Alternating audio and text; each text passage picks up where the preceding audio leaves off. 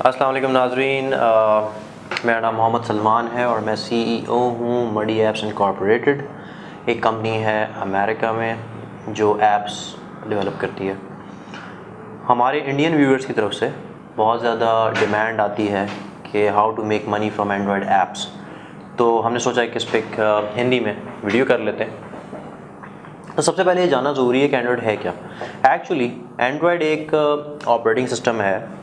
जैसे कंप्यूटर्स में आपके पास या लैपटॉप में आपके पास ऑपरेटिंग सिस्टम होता है विंडोज़ का या एप्पल का, और उस पर आप प्रोग्राम्स रन करते हैं।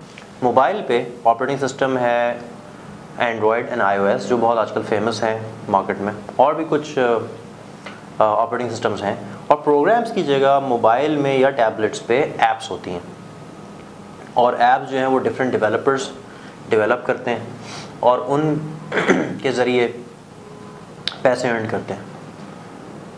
ऐप्स में पैसे अर्न करने के एक्चुअली दो तरीके हैं।